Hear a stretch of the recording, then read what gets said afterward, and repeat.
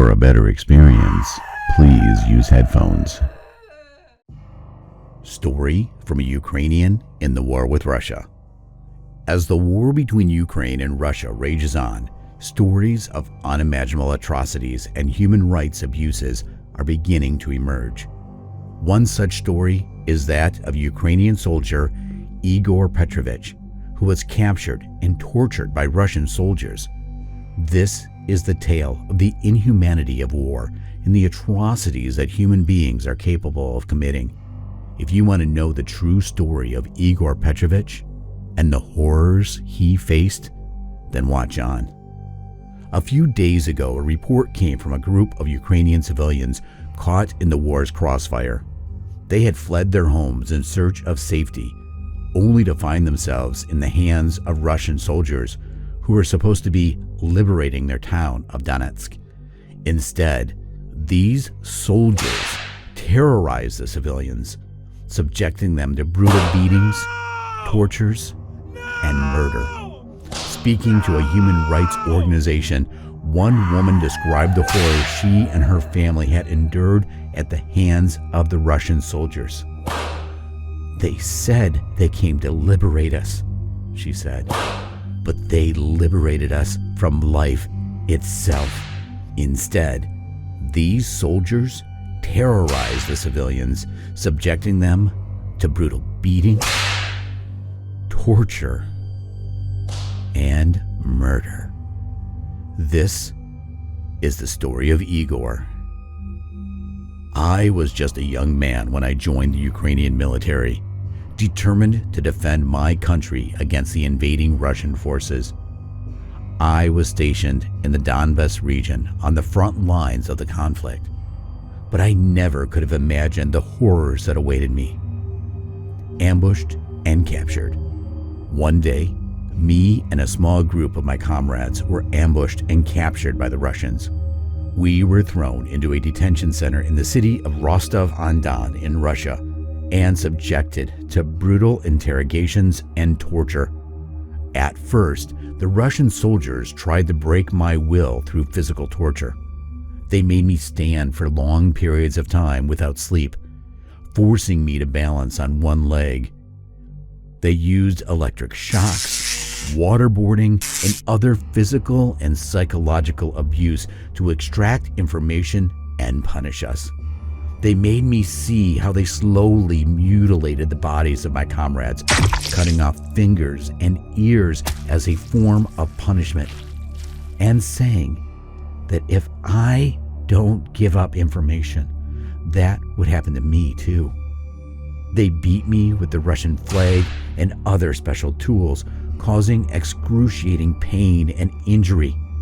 They burnt me with cigarettes, leaving scars on my skin, and they even tried to drown me, holding my head underwater in a bucket until I thought I would suffocate.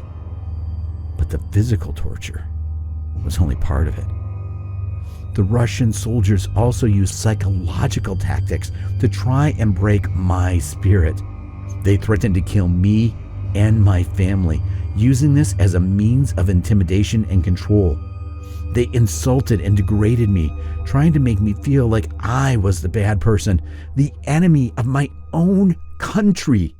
They locked me in a windowless room, depriving me of daylight and any sense of time.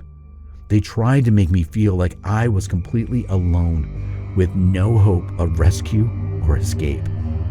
I was terrified, feeling helpless and alone in the face of these horrors. I was exhausted and starving, my body and mind pushed to the brink of collapse. The Russian soldiers did everything they could to break me, using every form of torture and intimidation at their disposal.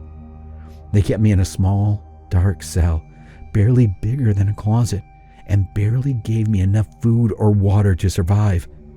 They kept me awake for days on end, blaring loud music or shining bright lights in my face to disorient me.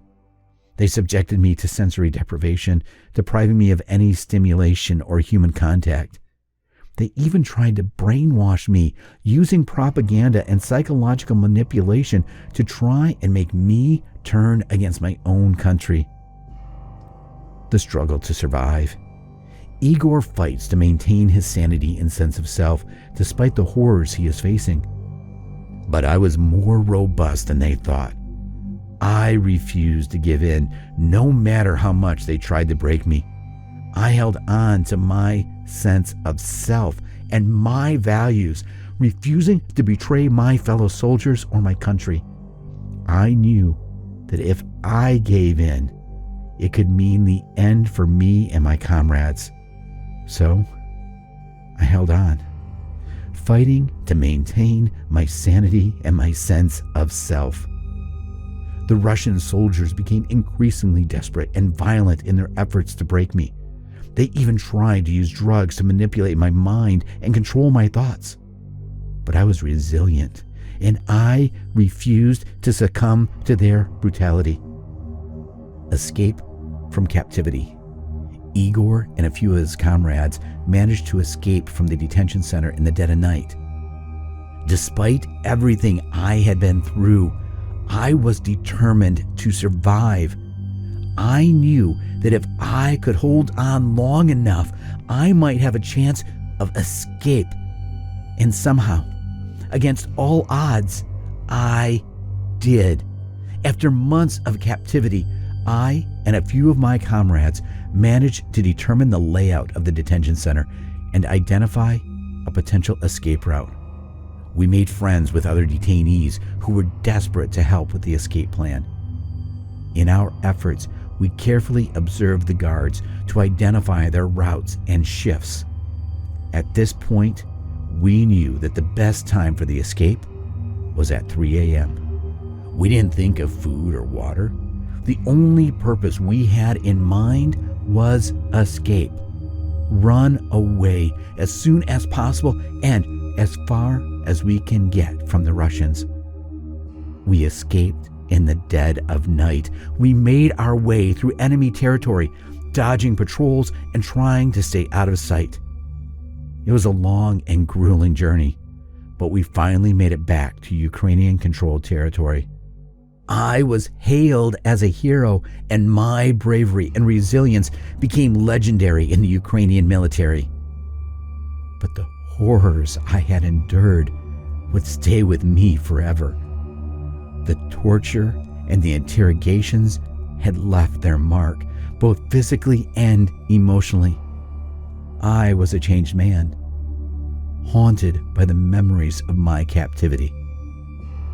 If you enjoyed this terrible story of the war between Ukraine and Russia, be sure to stay tuned for our next video, Living Alone Horror Story.